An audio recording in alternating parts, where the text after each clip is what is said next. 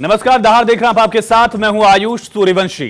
Delhi NCR में चल रहे किसान आंदोलन का आज तीसरा दिन है। आंदोलन के तीसरे दिन भी किसान दिल्ली के अलग अलग बॉर्डर्स पर लगातार डटे हुए हैं। इस दौरान शंभू बॉर्डर पर ट्रैक्टर और ट्रॉली के साथ जेसीबी लेकर किसान सीमा पर मौजूद रहे, तो वहीं गाजीपुर और टीकरी बॉर्डर पर किसान आंदोलन को लेकर सुरक्षा बलों की तैनाती की गई है। किसानों ने दिल्ली कूच का ऐलान किया तो सरकार की तरफ से किसानों को रोकने के लिए पुख्ता इंतजाम किए गए थे। किसानों ने पंजाब के अलग अलग इलाकों में ट्रेन रोको आंदोलन का आह्वान भी किया था। राजपुरा और पंजाब के कई इलाकों में किसानों ने रेलवे ट्रैक पर बैठकर विरोध जताया। इस आंदोलन की वजह से कई रूटों पर ट्रेनों की आवाजाही प्रभावित हुई, यात्री परेशान रहे, मुसाफिरों को दिक्कत हुई। आज किसान नेता जगजीत सिंह डल्लेवाल का एक वीडियो वायरल हो रहा है, जिसमें जगजीत सिंह डल्लेवाल कह रहे हैं, प्राण प्रतिष्ठा के बाद पीएम मोदी का ग्राफ तेजी से बढ़ रहा है, इसे नीचे लाना होगा। इस वीडियो के वायरल होने के बाद अब सोशल मीडिया पर लोग किसान आंदोलन को अलग अलग एंगल्स भी दे रहे हैं। मोदी ਦਾ ਗ੍ਰਾਫ ਬਹੁਤ ਮੰਦਰ ਦੇ ਕਰਕੇ ਉੱਪਰ ਚੜ ਗਿਆ, ਉਹ ਨੁਕਸਾਨ ਉਹ ਇਹਦਾ ਗ੍ਰਾਫ ਡਾਊਨ ਕਿਵੇਂ ਆ ਸਕਦਾ ਹੈ। ਮੈਂ ਬਹੁਤ ਵਾਰੀ ਜਦੋਂ ਮੈਂ ਪਿੰਡਾਂ ਦੇ ਵਿੱਚ ਤਿਆਰੀਆਂ ਕਰਾਉਂਦਾ ਫਿਰਦਾ ਸੀ, ਬਹੁਤ ਵਾਰੀ ਲੋਕਾਂ ਨੂੰ ਇਹ ਕਹਿੰਦਾ ਸੀ ਕਿ ਮੌਕਾ ਬੜਾ ਥੋੜਾ ਹੈ, ਗ੍ਰਾਫ ਉਹਦਾ ਬੜਾ ਉੱਚਾ ਚੜਿਆ ਹੋਇਆ, ਦਿਨ ਸਾਡੇ ਕੋਲੇ ਥੋੜੇ ਆ, ਕੀ ਅਸੀਂ ਇਹਨੇ ਥੋੜੇ ਦਿਨਾਂ ਦੇ ਵਿੱਚ ਗ੍ਰਾਫ ਇਹਦਾ ਡਾਊਨ ਕਰ। तो अब एक बार आपको पिछले 3 दिनों से चल रहे किसान आंदोलन की कुछ तस्वीरें दिखाते हैं। पहले दिन शंभू बॉर्डर पर किसानों और पुलिस के बीच जमकर संग्राम हुआ। पुलिसकर्मियों पर पथराव की तस्वीरें सामने आई। पुलिस ने आंसू गैस के गोले दागे। वहीं 13 फरवरी यानी आंदोलन के पहले दिन दिल्ली के तमाम बॉर्डर्स पर गाड़ियों की लंबी कतार दिखी। इसकी वजह से लोग परेशान हुए। आंदोलन के दूसरे दिन अगले दिन तकरार का दौर जारी रहा। हालांकि सरकार की तरफ से बातचीत की पेशकश की गई, लेकिन आंदोलन चलता रहा। आंदोलन के तीसरे दिन यानी आज किसान और सरकार के बीच बातचीत का जिक्र है, लेकिन उससे पहले दिन में किसानों ने पंजाब के अलग अलग इलाकों में रेल रोको आंदोलन चलाया। इससे रेल यातायात जो है वो पूरी तरह से ठप दिखा। इन्हीं तमाम पहलू पर चर्चा के लिए हमारे साथ खास मेहमान जुड़ गए। उनका तारुफ आपसे करा दें। आलोक वत्स जी, नेता भारतीय जनता पार्टी के, प्रभात झा जी, प्रवक्ता कांग्रेस पार्टी के, साहिब सिंह जी, किसान नेता, रमनेश वत्स जी, राजनीतिक विश्लेषक, राहुल लाल जी, राजनीतिक विश्लेषक, आप सभी का बहुत स्वागत है। प्रभात झा जी, आपसे ही पहला सवाल, जिस तरह से किसान नेता का वीडियो वायरल हो रहा है कि हमें पीएम मोदी का ग्राफ नीचे लाना होगा, क्या एक और राजनीतिक पिच है? जिस तरह से पिछले आंदोलन में योगेंद्र यादव का स्टेटमेंट वायरल हुआ था कि हमने तो पिच तैयार करके दी, लेकिन कांग्रेस अच्छा कर नहीं पाई। भाई, सर्वप्रथम जी मेरे सारे को पैनलिस्ट और समस्त देश को आपके चैनल के माध्यम से नमस्कार, सत श्री अकाल, राम राम। बात ये नहीं है कि कौन क्या बोल रहा है, बात ये है आयुष भाई कि आज किसान क्यों आ रहे हैं और उनको रोका क्यों जा रहा है। किसान एमएसपी के लिए आ रहे हैं और ये बात किसानों ने नहीं कही, ये बात हमारे देश के माननीय प्रधानमंत्री जी ने कहा था। उन्होंने एक सगुफा छोड़ा था 2013 से कि हम जब आएंगे तो एमएसपी देंगे। आज ये सरकार पीछे क्यों हट रही, बार बार इस ढंग का छल क्यों किया जा रहा है हमारे किसानों के साथ, पहली। दूसरी बात, आपका प्रश्न था कि ये वीडियो वायरल हो रहा है। वीडियो तो और भी वायरल हुआ था आयुष भाई। मणिपुर के अंदर जब नग्न परेड करवाई जा रही थी हमारी बहन और बेटियों का, वो वीडियो भी वायरल हुआ था और प्रधानमंत्री जी मौन धारण किए रहे। तो आपको पता होना चाहिए आयुष भाई, हमारे राष्ट्र कवि ने लिखा था, दिनकर जी ने, कि समर शेष है नहीं पाप का, भागी केवल जो तटस्थ है समय उसका भी लिखेगा अपराध, मुझे पता है, लेकिन ये सवाल का जवाब दीजिए। प्रभात झा जी, मेरा सवाल जो था, वीडियो वायरल हुआ, उसको लेकर क्या कांग्रेस का कोई पक्ष है? खास करके इस वजह से क्योंकि योगेंद्र यादव इस समय राहुल गांधी जी की न्याय यात्रा में शामिल हैं। वही योगेंद्र यादव जो पिछली बार किसान आंदोलन में शामिल थे और उसके बाद उन्होंने स्टेटमेंट दिया था कि हमने पिच तो तैयार करके दे दी थी। सवाल वही है कि कहीं किसानों के आंदोलन का राजनीतिक इस्तेमाल तो नहीं हो रहा है। बोल रहा हूं, हाँ, हमारे नेता श्री राहुल गांधी जी ने स्पष्ट शब्दों में कहा है कि अगर हमारी सरकार बनते हुए चलती है तो हम किसानों की इस मांग को 100% मानने के लिए तैयार हैं। कि आपकी सरकार जब थी तब किसानों की इस मांग पर क्या हुआ था, लेकिन आलोक वत्स जी बताइए कि आखिर किसानों के साथ ऐसा सुलूक क्यों किया जा रहा है? कहीं होड़ कुशाण, कहीं आक्रमण थोड़ी हो रहा कि इस तरह से आप लोग किसानों को ट्रीट कर रहे हैं, उनको दिल्ली पहुंचने नहीं दिया जा रहा है, उन पर आप लोग आंसू गैस के गोली दाग रहे हैं। देखिए आयुष जी, पिछली बार जब किसानों को दिल्ली आने की छूट दी गई तो लाल किले पर जो शर्मनाक हरकतें हुई और भारतीय तिरंगा को उतारकर कौन सा तिरंगा वहाँ लहराया गया, वो सारे लोग इसी किसान दल के शामिल लोग थे। और ट्रैक्टर को लेकर किस तरीके से उसको घुमाया गया और किस तरीके से जानलेवा हमला पुलिस वालों पर किया गया, ये पूरे देश ने देखा। तो हम उसकी पुनरावृत्ति नहीं होने देना चाहते थे। तो हमने इनको इसलिए जितने भी प्रभात जी मैं लौटता हूँ। कदम उठाए हैं वो एहतियाती कदम उठाए हैं कि हम आपको दिल्ली नहीं आने देंगे। हम पिछली बार की पुनरावृत्ति नहीं होने देश देंगे। का किसान अपने मुद्दों को लेकर देखिए, देश की राजधानी क्या पहुंच नहीं सकता लोग। ये आप कह रहे हैं देश का किसान, हाँ। कहाँ है इसमें बिहार के किसान, कहाँ है इसमें वेस्ट बंगाल के किसान, कहाँ है इसमें असम के किसान, कहाँ है इसमें कर्नाटक के किसान, कहाँ है इसमें मध्य प्रदेश अगर के किसान नहीं है, अगर किसान नहीं है तो सरकार बातचीत क्यों कर रही है? और मध्य प्रदेश के अगर किसान कहाँ किसान नहीं है तो सरकार बातचीत क्यों कर रही है? नहीं, अगर किसान नहीं है तो सरकार बातचीत क्यों कर रही है फिर? एक ये पर्टिकुलर जगह के लोग हैं, सीमित लोग हैं। मैं क्या कह रहा हूँ, आलोक जी ये बताइए। खंड में आलोक जी अभी बैठक होने वाली है, शायद शुरू हो गई होगी। अगर किसान नहीं है तो आप लोग बातचीत क्यों कर रहे हैं? हटाइए इनको, किनारे करिए, सड़क खाली करिए। जो भी एक संगठन आ रहा है, देखिए ये एक संगठन नहीं है, ये विभिन्न संगठन बने हुए हैं इनके। जो संगठन इस तरीके का उपद्रव कर रहा है मुझसे बात कर रहे हैं। ठीक है, प्रभात जी बोलिए क्या बोलना चाह रहे हैं, और खास करके जवाब दीजिए जो कांग्रेस नहीं, जो कांग्रेस ये कह रही है। मुझे बीच में रोक दिया, मुझे पूरी बोलिए, बात बोलिए, करने जल्दी बोलिए, बोलिए, दीजिए। ये बात बोलिए, बात बोलिए, आ रही है बोलिए। अरे भाई का कमेटी की सम्मान रिपोर्ट करते हुए, की और एमएसपी की। हाँ। जब इनकी आलोक कांग्रेस भाई मेरे की बड़े सरकार भाई थी हैं, मैं सम्मान 2006 के में साथ कहना चाहता हूं, पहली बात इन्होंने जो कही लागू कि कर कौन दिया सा इन्होंने। झंडा बताइए प्रभात जी जवाब दीजिए। 2010 में जवाब आपकी नहीं सरकार ने दिया, संसद में फिर आप आइएगा। स्वामी आज राहुल गांधी एमएसपी कह को रहे हैं लेकर कि हम इनकार किया इसको, था। आने के बाद एमएसपी लागू कर प्रभात देंगे। जी बताइए, 8 वर्ष जब प्रभात सरकार जी में थे तो क्यों नहीं लागू कर प्रभात जी दिया? बताइए, प्रभात जी बताइए। हाँ, इन्होंने कहा कि कौन से झंडे को उतार के कौन सा फहराया गया देश ने देखा। अरे आलोक भाई आप बोल रहे हो 52 साल आपने तिरंगा नहीं फहराया, आप तिरंगे की बात करते हो तो हास्यास्पद लगता है। दूसरी बात मूल बात पर रही है जो वहां हुआ। आप विषयांतर मत होइए। धर्मों में बांटा, जातियों में बांटा। विषयांतर हो रहा है। ठीक है, प्रभात जी बताइए ना, आपकी जब सरकार थी यूपीए की, उस समय एमएसपी क्यों लागू नहीं हुआ, कानून क्यों नहीं बना दिया? आप विषयांतर हो रहे हैं, आप मूल मुद्दे पर रहिए। प्रदेशों में बना रहे हैं। तिरंगा उतार कर दूसरा तिरंगा लगाया गया। बोलिए था उस पूरे प्रकरण में शामिल आलोक वजी, तिरंगा उतारने में और पूरे मामले में किस पार्टी के लोगों का नाम आया था, जरा वो भी बता दीजिए आप।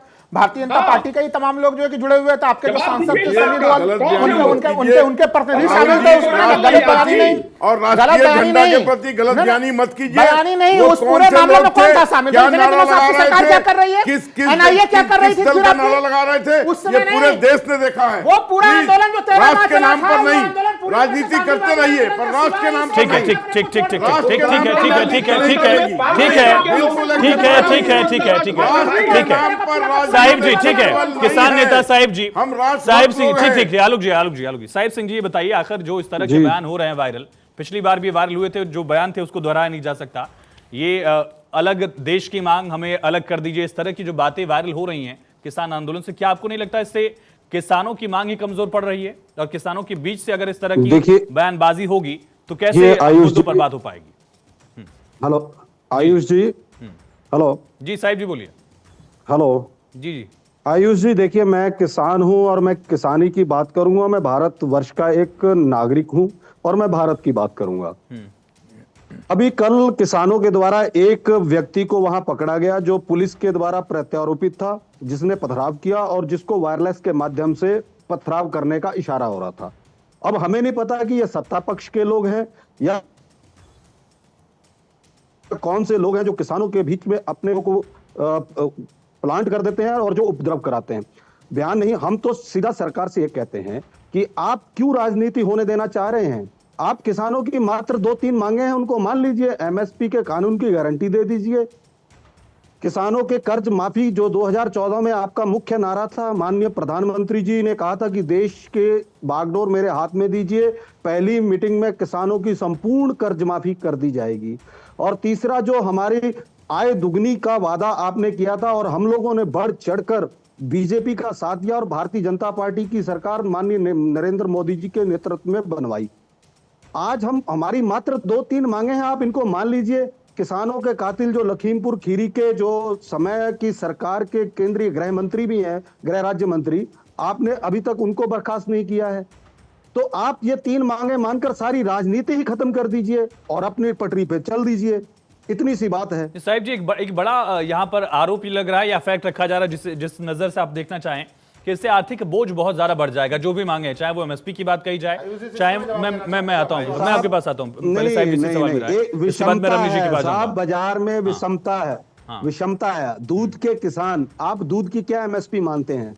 दूध में जो हमारी कोऑपरेटिव संस्थाएं हैं जो सरकार के नियंत्रण में चलती हैं, 4.5 फैट और 28 एसएनएफ पर, ये मैं दूध पे इसलिए बोल रहा हूं कि परसों आपके एक पैनलिस्ट थे जो दूध किसानों की बात कर रहे थे, तो जो 4.5 फैट और 28 एसएनएफ पर किसानों से मात्र 31 या 32 रुपए में दूध खरीदा जाता है, वही उसी मानक का दूध बाजार में उपभोक्ता के पास 60 रुपए के ये एक डिफरेंस दिख रहा है, चाहे वो डेयरी सेक्टर हो, फिशरीज हो, पोल्ट्री हो, इसमें तो लगातार ग्रोथ देखी जा रही है, और इसी वजह से इससे जुड़े हुए जो भी किसान हैं वो आंदोलन में नहीं आए, तो फैक्ट है।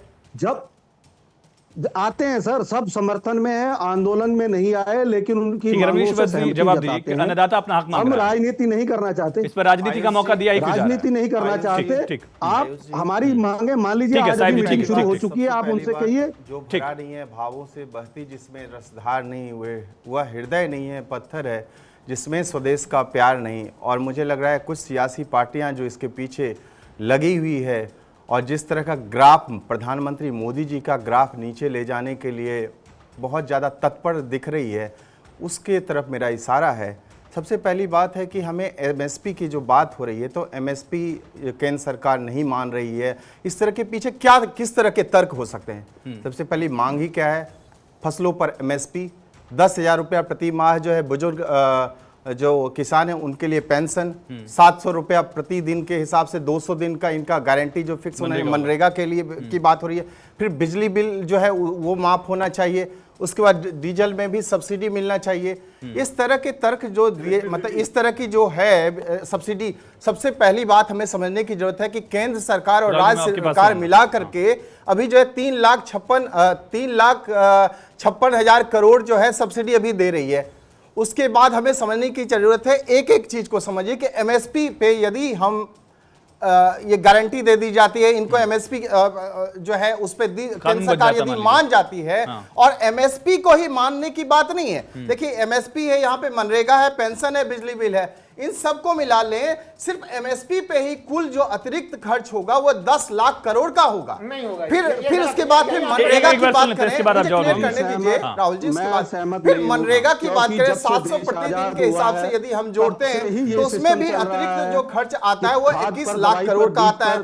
फिर पेंशन की बात करें तो 15 करोड़ किसान है, उसमें से 2 करोड़ बुजुर्ग किसान को यदि हम पेंशन 10,000 रुपया केंद्र सरकार देती है, तो उसमें जो है हमारे देश के ऊपर कितना खर्चा आएगा? वो है 2,40,000 करोड़ का टोटल कितना आ रहा है ये सब मिला के? उसके बाद बिजली बिल के ऊपर जब हम आते हैं तो 2,88,000, यदि बिजली बिल किसानों की माफ कर दी जाती है 15 करोड़ किसानों की, तो 2,88,000 करोड़ कुल मिलाकर के देखें तो 36 लाख करोड़ का 36 लाख करोड़ का जो अतिरिक्त खर्च होगा वो किसके ऊपर पड़ेगा? वो देश के ऊपर पड़ेगा।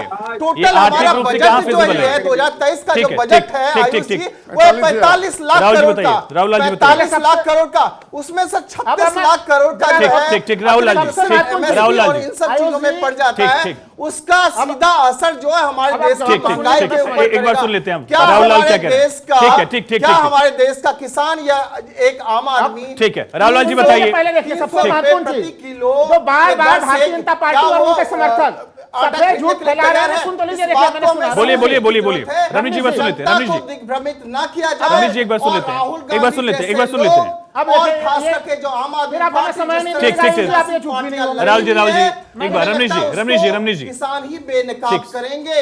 रमेश जी ठीक, किसान जो है रमेश जी रमेश जी एक बार जवाब हो जाए, एक बार जवाब हो जाए, एक बार जवाब हो जाए, एक बार जवाब हो जाए, और अब देखिए एक बार जवाब हो जाए, एक बार जवाब हो जाए। सुन तो लीजिए, अब देखिए एक चीज का, राहुल जी बताइए आर्थिक रूप से कहां फिजिबल है?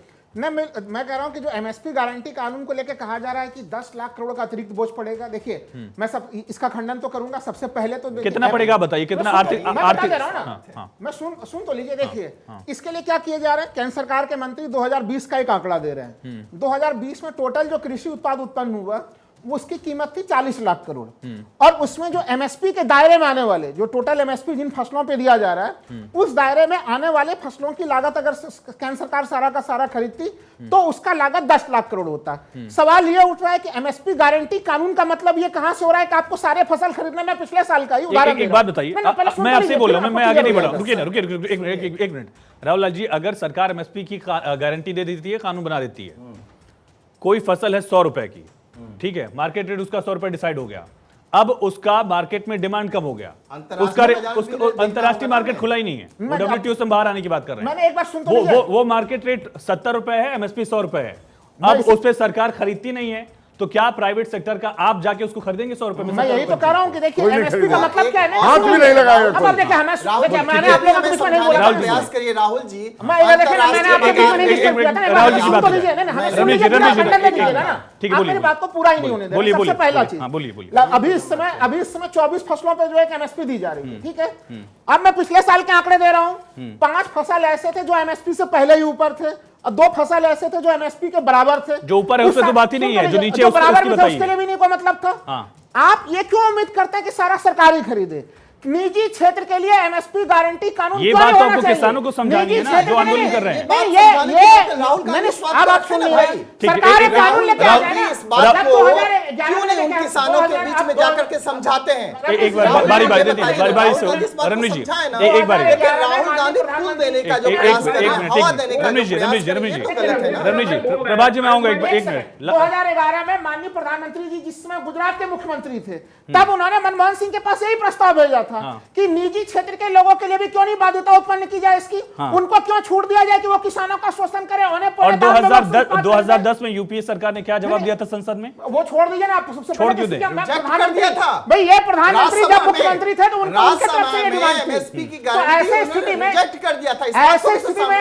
स्थिति में ये बिल्कुल गलत है। नहीं ठीक है राहुल लाल जी, ये एक बहुत छोटा सा रिएक्शन, आर्थिक तौर पे क्या ये मुमकिन है कि सारी डिमांड मान ली जाए? कहां से पॉसिबल है? बिल्कुल मुश्किल है, बिल्कुल किसी कीमत पर नहीं मुमकिन। आसानी से संभव कैसे होगा बताइए, और दूसरी चीज देखिए, स्वामीनाथन कमेटी की सिफारिश आखिर अगर आप उन्हें भारत रत्न दे रहे हैं तो फिर उनके सिफारिशों को मानने में क्या दिक्कत है? एक बार बताइए कैसे पॉसिबल है? एमएसपी के लिए क्या नियम था? C2+50 का स्वामीनाथन कमेटी क्या की कहा? सिफारिश की थी, सुन तो आपने लीजिए। क्या क्या ये संभव ही नहीं है? मैंने संभव नहीं है तो ये संभव करने ठीक है प्रभात झा जी, ठीक है प्रभात झा जी, ठीक है। अरे भाई रुकिए बारी से रुकिए प्लीज रुकिए। प्रभात झा जी बताइए, आर्थिक तौर पर ये क्या पॉसिबल है? प्रभात झा जी, मैं बड़े स्पष्ट शब्दों में कहना चाहता हूं और पूरे देश से आपके सम्मानित चैनल के माध्यम से कहना चाहता हूं, मिनिमम सपोर्ट प्राइस किसानों को मिले, इस बात में आर्थिक संकट का खतरा है, जैसे भारतीय जनता पार्टी के समर्थक कह रहे हैं। लेकिन अपने मित्रों के 12 लाख करोड़ राइट ऑफ कर देंगे, उसमें आर्थिक संकट का खतरा नहीं होगा। पैसे लेकर के नीरव मोदी और मेहुल चौकसी जैसे लोग देश छोड़ के भाग जाएंगे, इनके सहयोग से सबसे पहले लेके आए कर्नाटक में, हम स्वागत करते हैं। नहीं प्लीज शाउटिंग ऐसे नहीं प्लीज बारी से बोलिए नहीं प्लीज, मैं अलाउ नहीं करूंगा, प्लीज पहले एक बार सुनिए, नहीं प्लीज दोनों लोग प्लीज, मेरी गुजारिश है, एक बार तसल्ली होनी चाहिए, धैर्य रखो प्रभु। प्रभात झा जी बताइए आराम से, अगर ये पॉसिबल था तो यूपीए ने क्यों नहीं किया, और अगर आज पॉसिबल है तो आपकी राज्य सरकार क्यों नहीं कर रही है? मैं बिल्कुल आपकी बात पे आ रहा हूं। हर एक उत्पाद का की एक कीमत तय होती है, तो क्या किसानों के उत्पाद की कीमत तय नहीं होनी चाहिए? मैं क्या पूछ रहा हूं, अगर ये पॉसिबल था तो यूपीए में पॉसिबल क्यों नहीं हुआ, और अगर आज मुमकिन है तो आपकी राज्य सरकारें क्यों नहीं कर रही है? मैं उसी पे आ रहा हूं, जल्दी आइए। हमने आपने सिविलाइजेशन देखा है ना आयुष भाई, सिविलाइजेशन में पहले हम जैसे थे उसमें बदलाव आया, तो सर प्लीज बताइए क्यों नहीं हो रही है आपकी सरकार में, ये बताइए ना प्रभात जी। सिविलाइजेशन में समझाइए मुझे। जन स्थितियों के कारण चीजें बदल आप रही है। आपकी राज्य सरकार नहीं, उनको बोलने दीजिए, उनको बोलने दीजिए, उनको बोलने दीजिए, बोलने दीजिए, बोलने दीजिए, राज्य सरकारें उनको बोलने दीजिए, उनको बोलने दीजिए, बोलने दीजिए, राज्य सरकारें क्यों नहीं लागू कर देती हैं आपकी? बोलने दीजिए। आप किसानों को दबा दो। प्रभात झा जी आप बताइए, लोग प्रभात झा जी, किसानों को प्रभात झा जी, दबा दो। प्रभात झा जी, पॉलिटिकल प्रभात झा जी, डायलॉग दे रहे हैं। आपकी सरकारें लागू क्यों नहीं कर दे रही संसद कर है? दो। प्रभात झा जी, और कर्नाटक में, चैनल तेलंगाना में, हिमाचल में क्यों नहीं हो रहा? जो आपके दो राज्यों में सरकार है वहां प्रभात झा लागू जी नहीं कर रही है। प्रभात झा जी बताइए। तानाशाही इसी को बोला जाता है ना। जो प्रभात जी मेरे सवाल का जवाब दीजिए, मेरे पास सवाल है बीजेपी के लिए। प्रभात झा जी जल्दी बताइए, आपकी सरकार लागू क्यों नहीं कर रही है? कथनी और करनी में अंतर क्यों है आपके? क्यों नहीं लागू कर रही है? आलोक जी, मैं आलोक जी आ रहा हूं। अंतर मेरे नहीं है, प्रधानमंत्री जी ठीक के है। कथनी करनी। अच्छा आलोक जी ये बताइए, आलोक जी ये बताइए, तमाम कानून बदल रहे हैं देश में, लगातार अंग्रेजों के जमाने वाले कानूनों को खत्म किया गया, उनके नाम भी बदले जा रहे हैं। अभी एक जानकारी है, और अगर मैं गलत हूं तो इसको सही करिएगा, कि पंजाब में टेलीग्राफ एक्ट 1885 का यूज करके कुछ जगहों पर नेट बंद किया गया है। क्या ये सही जानकारी है? और अगर है तो ऐसी कौन सी स्थिति आ गई कि पंजाब में नेट बंद करने के लिए 1885 के एक्ट का यूज करना पड़ा? देखिए, ये जानकारी सही है गलत है ये भी आप ये बताइए। सब एहतियात के तौर पर प्रिकॉशनरी मेजर्स हैं। हो सकता है कुछ पुलिस और इंटेलिजेंस के पास ऐसी एहतियात सूचना नहीं, नहीं, नहीं, प्रभात जी मैं बोलने नहीं दूंगा, आपने मेरे सवाल का जवाब नहीं दिया। साजिश रच रहे हो तो प्लीज। इसके लिए एहतियातन किया गया है। तो ये प्रोटेक्टिव मेजर है ये प्रोटेक्टिव मेजर। कानून यूज कीजिएगा। प्रोटेक्टिव आपके मेजर है। करने में कितना बड़ा अंतर है बताइए आप। ऐसे राहुल तो जी, करते राहुल जी, हैं, राहुल जी, राहुल जी, कानून का राहुल जी, विरोध ठीक करते है। या हैं। तो राहुल जी। कानून के तहत ही, गैर राहुल कानूनी जी, तो नहीं राहुल किया। जी, राहुल जी। चाहे वो कानून कभी का हो। राहुल जी ठीक है, आलोक जी बताइए, क्यों अगर ऐसा हुआ तो क्यों हुआ, और अगर नहीं हुआ तो क्या सच्चाई ये है या गलत बोल रहा हूं मैं? क्या फैक्ट क्या है इसका? देखिए, मैं पूरी तरह से आश्वस्त नहीं हूं, लेकिन हाँ मुझे इतनी जानकारी मिली है कि वहां इंटरनेट बंद किया गया है। ठीक है। अच्छा अगला सवाल मेरा ये है कि दो भारत रत्न दिए गए, एक भारत रत्न स्वामीनाथन आयोग के जो एक तरह से अध्यक्ष थे खुद स्वामीनाथन जी को, और दूसरा चौधरी चरण सिंह को। दोनों का कृषि बैकग्राउंड रहा। किसानों को लेकर, भारत रत्न को लेकर सरकार लगातार पीठ थपथपा रही है, लेकिन किसानों की बात पर सहमति क्यों नहीं बन पा रही है? ये तो किसान समझे ना जो मीटिंग में आ रहे हैं हमारे ये साथ। सरकार की जिम्मेदारी भी तो है। हम तो लगातार मीटिंग कर रहे हैं। क्या बात हम कर तो रहे हो दिल्ली आप? से चल के चंडीगढ़ तक जा रहे हैं। रवनी जी, हम तो मीटिंग करने के लिए तैयार हैं स्वामीनाथन लगातार। जी, लेकिन रवनीश जी, वो अपनी रवनीश जी, हट धर्मिता छोड़े, रवनीश जी दोनों पर। वो अपना हट धर्मिता छोड़े तब तो। ठीक। आपने इतना ज्यादा किसानों को एक बार ठीक, ठीक, उन्होंने ठीक। कह दिया, राहुल जी, राहुल जी, राहुल जी, राहुल जी, राहुल जी, राहुल जी, नहीं नहीं प्लीज प्लीज प्लीज, मेरे लिए बड़ा टफ हो जाएगा, प्लीज प्लीज। अगर आप हट धर्मिता करेंगे तो नहीं होगा। ठीक है आलोक जी, एक आपको मिनट, टेबल ठीक पे आके ठीक ठीक। समझना पड़ेगा। राहुल जी आपकी बारी आएगी तब बोलिएगा। रवनीश जी बोलिए। आयुष जी, मैं कहना चाहता हूं कि किसान बिल जब वापस ले लिया गया, इसको ये कहते थे कि ये काला कानून, उसके बाद किसान प्रतिनिधि बनाया गया। उन प्रतिनिधि से पूछिए कि एक बार भी क्या वो आए सरकार से बात करने के लिए, मंत्री से बात करने के लिए? नहीं आए। तो बात करने के अब देखिए नहीं, राहुल जी, राहुल जी, राहुल जी, अरे राहुल जी प्लीज, राहुल जी, राहुल जी, राहुल जी, अरे राहुल जी आप बोल लीजिएगा, बोलिएगा राहुल जी, राहुल जी, राहुल जी, राहुल जी ये करे ना, वही कुतर्क राहुल गांधी प्लीज सुन लीजिए, आप सुन लीजिए, आप सुन लीजिए, अब अपनी बारी में बोलिएगा। मैंने सुना है खुद कांग्रेस के नेता, आप बाइट देख लीजिए उनका, किसान ये जो कांग्रेस के जो नेता है वो कहते हैं कि कहीं ना कहीं कांग्रेस जो है मृतप्राय की स्थिति में अस्तित्व विहीन होती जा रही है। ऐसे मौके पे यदि किसानों को, नकली किसान जो आए हैं, जो खालिस्तानियों की बात करता है, खालिस्तानी को समर्थन की बात करता है, पाकिस्तान से हाथ मिलाने की बात करता है, रेंज रोवर और महंगी महंगी गाड़ियों से जो आए हुए किसान, और पंजाब के जो किसान आए हुए हैं, जो तथाकथित किसान है, उसका साथ इसलिए दिया जा रहा है कि कहीं ना कहीं ये मानते हैं कि ये जो है किसानों का साथ मिल जाएगा, लेकिन वो किसान बिहार के किसान है। साहिब जी बताइए, साहिब जी, ठीक ठीक, साहिब सिंह जी, राज्य सरकारों से भी आपकी मांग है कोई, खास करके एमएसपी को लेकर ये मांगे कुछ ऐसी है जिनको समवर्ती सूची में रखा गया है, कॉन्करेंट लिस्ट में? कृषि एग्रीकल्चर का जो विषय है वो दोनों सरकार इस पर कानून बना सकते हैं जब तक कि क्लैश ना हो, तो कुछ मांगे तो राज्य स्तर पर भी आप सुलझा सकते हैं। साहिब जी, आप अपने पैनल में बैठे महानुभावों से ये पूछिए, अपने पैनल में बैठे हुए कुछ महानुभावों से पूछिए कि जो मेरे को भी नकली किसान या असली किसान समझ रहे हैं। नहीं आपको कोई नहीं कहेगा, आप मेरे सम्मानित गेस्ट हैं, कोई क्या भी नहीं आप इनकी भाषा सुनिए, आप मेरे सवाल का जवाब दीजिए। कितनी द्वेषपूर्ण बात करते हैं, इनसे ये पूछिए, जब आप साहिब जी, में होते हो, जब आप सत्ता से दूर होते हो तो हमारी हर मांग आपको जायज लगती है। और जब आप सत्ता में आ जाते हैं, चाहे कोई भी दल है, जब वो सत्ता की कुर्सी पे आसीन हो जाता है तो उसको किसान नकली लगने लगते हैं, आतंकवादी लगने लगते हैं। और जब ये विपक्ष में बैठे होते हैं वहां इनको किसान प्यारे लगते हैं, उनको हमारी हर मांग जायज लगती है।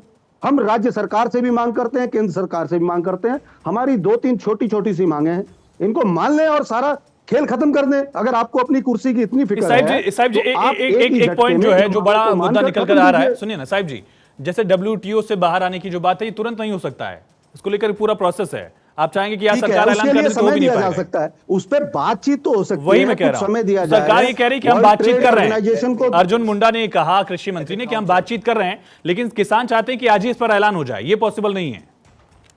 नहीं, आज ही ऐलान की कोई हठधर्मिता नहीं है। किसान ये चाहते हैं कि आप रिटर्न में कोई ठोस समय के साथ हमें दीजिए, क्योंकि सरकार पहले भी हमारे साथ वादे करके बाद में मुकर जाती है। हमें बार बार याद दिलाना रमेश जी, पड़ता है। देखिए, कि उनका आपने बड़ा आरोप है, आंदोलन उनका खत्म आरोप है करते कि समय कोई भी हमें रहे, कहा था हमें कि सत्ता की MSP सीढ़ी के की तरह कानून इस्तेमाल गारंटी करता है। देंगे। लखीमपुर सियासत- खीरी के हाँ। जो कुचले गए रमेश जी किसान बोलिए। हैं उनको न्याय ठीक, देंगे। साहिब जी हमें बार बार सुनिए। याद दिलाना पड़ता है। जो आपका सवाल है वही सवाल मैंने पूछा। देखिए, बिल्कुल सम्मान करते हैं, क्योंकि मैं एक खुद किसान का बेटा हूं।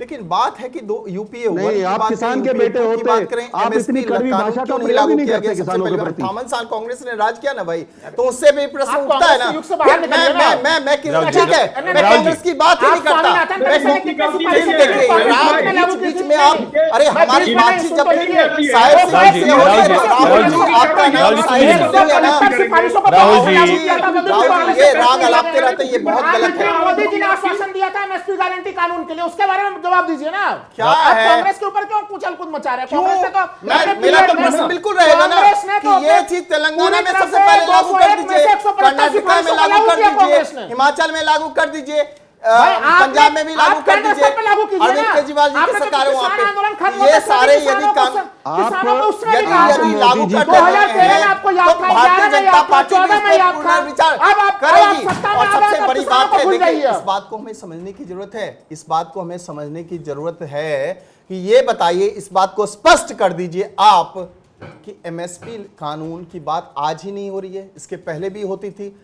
कितने कानून किसने पास किए? उसके बाद देखिए अंतरराष्ट्रीय बाजार में आयोजित राहुल जी, राहुल जी, राहुल जी, राहुल जी, अभी बिगड़ी हुई है। राहुल जी, सुनिए, राहुल जी, किसानों के यहाँ डबल करने राहुल की बात जी, की थी। राहुल जी, राहुल जी, राहुल जी, 18 रुपया है, लेकिन यहाँ आप देखिए राहुल जी, राहुल जी, रमेश जी, ठीक, एक मेरा सवाल सुनिए राहुल जी, प्लीज सुनिए मेरी 22 रुपए प्रति रमेश जी, किलोग्राम रमेश जी, भारत सुनिए ना, सरकार ले रही है उसको, सुनिए ना, भारत सरकार रमेश जी, उसको ले रही है। रमेश जी, राहुल जी, ये बताइए आर्थिक तौर पर क्या ये फिजिबल है? क्योंकि ये बात लगातार कही जा रही है, आप लगातार इस पर अड़े हुए हैं। यूपीए सरकार की तरफ से कहा गया था कि 50% से अधिक एमएसपी को अर्थव्यवस्था के लिए खतरनाक है, इस वजह से 2010 में इनकार किया गया था। तो तब भी वही बात कही गई थी, आज की सरकार भी नहीं मान रही है। ये आर्थिक तौर पर जो नीति है वो दोनों सरकारों की एक ही जैसी रही है। अब आप बताइए, प्रधानमंत्री मोदी जी तो थे ना उस समय, मैं क्या कह रहा हूँ, मैं ये क्या कह रहा हूँ, उन्होंने ये संसद में दिया गया जवाब है, संसद में दिया गया जवाब है, बजा रहे थे उस समय प्रधानमंत्री मोदी वही साहिब सिंह कर रहे हैं, साहिब सिंह वही कह रहे हैं, ऐसे शब्दों का साहिब सिंह वही कह रहे हैं। आप जो बोले, प्रधानमंत्री मोदी जी का बार बार अपमान करें वो सही है। जिस तरह से प्रधानमंत्री मोदी जी का अपने आरोप लगाए हैं, रुकिए, एक मिनट रमेश जी, एक मिनट बोलिए, उनका जो बताइए विकास की नीतियों की वजह से उनका ग्राफ तो ऊपर जाएगा ही जाएगा। आपको कोई मुद्दा नहीं मिल रहा है तो राहुल गांधी और राहुल गांधी के समर्थक देख लीजिए, कांग्रेस के समर्थक को देख लीजिए, किस तरह से जब स्वांग रचने का प्रयास कर रहे हैं। क्यों? क्योंकि उनके पास कोई तर्क ही नहीं है, कोई मुद्दा ही नहीं है, विकास के मुद्दों को लेकर जाइए। आप अपने राज्य में इम्प्लीमेंटेशन क्यों नहीं करें? अपने राज्य में रमेश जी, देखिए एक ही चीज कि जो स्वामीनाथन कमेटी की सिफारिश थी, पहली बार आई है वो 2014 में अगर आप आई है। इसको बढ़ाएंगे तो 353 रुपया प्रति क्विंटल बताइए प्रभात जी, आपकी सरकार के पास मौका था, प्रभात जी, ठीक है, प्रभात जी, आपकी सरकार ने स्वामीनाथन आयोग की सिफारिशें लागू क्यों नहीं कर दी? प्रभात जी, सरकार ने इनकार क्यों किया? ठीक, प्रभात जी, चिल्ला के बोल रहे हैं कांग्रेस की बात। प्रभात जी को सुनिए, बताना चाहता हूं, प्रभात जी को सुनिए, 2009 में राहुल जी सुनिए, आप ऋण सुनिए, माफ किया था। हाँ। है हिम्मत आप में ये ऐसा करने का? अरे कहना और करना दोनों में फर्क होता है। और उस वक्त हमारे तत्कालीन मुख्यमंत्री गुजरात नरेंद्र मोदी जी एमएसपी चिल्लाते थे। आज एमएसपी उनके कानों तक नहीं पहुंच पा रही है। प्रभात जी, मैंने तर्क तो- दे दिया है किस तरह का। आप भी देशवासी हैं, आपको भी देश से प्रेम होगा, मुझे ऐसा लगता है। होगा लेकिन नहीं। आप बताइए, है। 36 लाख करोड़ का जो अतिरिक्त 10 लाख खर्चा होगा, आपके क्या क्या राहुल जो गांधी अपने ना घर से देंगे? नहीं उन्हीं को दीजिए ना। आप MSP अपने घर से नहीं देंगे चाहिए। क्या? करोड़ का खर्च नहीं होना, आपके नहीं, आपके नहीं, 10 लाख का खर्च होना ही नहीं। नहीं, युवा को बहुत दूर चले गए आप। आप अपने बहुत तर्क दूर में चले गए आप। ऐसे ही आप बात निजी करेंगे। क्षेत्र को क्यों छूट देना चाहते हैं? निजी क्षेत्र को छूट देना चाहते हैं कि वो उन्हें किसी को और खरीद ले और हमारे किसानों को शोषण करके बाध्यता बनाई है कि वो भी खरीदे न्यूनतम समर्थन मूल्य पे। ये बाध्यता आप न्यूनतम समर्थन मूल्य बना सकते सारी हैं, बातें खरीदना नहीं। 2014 के बाद इसी मूल्य आलोक जी में बताइए, आलोक जी आप आरोप ये है कि बड़े व्यापारियों का कर्जा माफ हो जाता है, किसानों के लिए नहीं करते। आलोक जी बताइए। एक चीज आयुष जी, आयुष मेरी जी एक- समझ मेरी- लीजिए, बहुत मेरे को सिंपल, एक- प्लेन एंड सिंपल और साहब जी, मैं क्लियर। आता हूँ आपके पास, हाँ। कांग्रेस ने भी इसको 2010 में रिजेक्ट किया था कि आर्थिक बोझ ये नहीं सहन कर सकते हैं, और यही चीज आज भी लागू हो रही है हमारे ऊपर कि जो इसका जो आर्थिक पहलू है वो हमें अलाउ नहीं करता है। एक मिनट भाई, आप बोल रहे थे तो मैं थोड़ी सी, आप बोल रहे थे थोड़ी सी मेरे बात बोल लीजिएगा। जो आर्थिक राहुल जी प्लीज जो इसका एक बार सुन लीजिए। जो इसका आर्थिक पहलू है 11 लाख हजार करोड़ का, वो नहीं सहन कर सकता है। प्रेजेंटली ये पॉसिबल ही नहीं है। और ये आंकड़ा ही गलत है। साहिब जी ठीक है, ठीक है, ठीक है, ठीक है। साहिब जी दोनों बार दोनों पार्टियां जब नहीं एक बार सुन लीजिए, एक बार सुन लीजिए। साहिब जी क्या ये आर्थिक तौर पर संभव है? ठीक है साहिब जी, साहिब जी आलोक जी प्लीज लगातार वेट कर रहे हैं। साहिब जी, रमनीश बड़ा जी, मुद्दा ये कि आर्थिक जब तौर पर क्या ये संभव 2009 है, में- और अगर संभव था तो जब कांग्रेस की सरकार ने 2009 तब क्यों में- नहीं किया? बीजेपी सरकार अब क्यों अड़ रही है नहीं करने पर? साहिब जी जब 2009 में देश के संपूर्ण किसानों की कर्ज माफी हुई थी तो देश के खजाने से लगभग 70,000 करोड़ रुपए खर्च हुए थे। ठीक है, आज सरकार के विज्ञापनों पर लाखों करोड़ रुपए खर्च होते हैं। आप डिफरेंस देखिए, डिफरेंस आप हमें जो पैसा मिल रहा है उसके डिफरेंस को आंकिए, ना कि पूरी खरीद को आप आंक दे रहे हैं। आप 9 लाख करोड़ की खरीद कर रहे हैं या 10 लाख करोड़ की खरीद कर रहे हैं। सिर्फ MSP की खरीद का मामला गारंटी नहीं देने से साहिब जी, 10.5 पेंशन लाख का करोड़ मामला की भी खरीद है, होगी। बिजली सब्सिडी इसको का आप मामला भी पूरा है, अधिभार ऑलरेडी बता दे रहे सरकार हैं। खाद आप पर क्यों नहीं पानी पर समझाते? सब्सिडी और दे ही दूसरा रही इनको है। राहुल फोबिया है। जब वो सरकार सही काम नहीं एक कर बार- रही एक बार सुन थी लेते तो हैं। उनको एक सत्ता बार से सुन लेते हैं। बेदखल सुन करके लेते हैं, आपको लाया गया है। जो काम भूतकाल में नहीं हुआ उसमें भविष्य में होने चाहिए, इसीलिए आपको लाया गया है।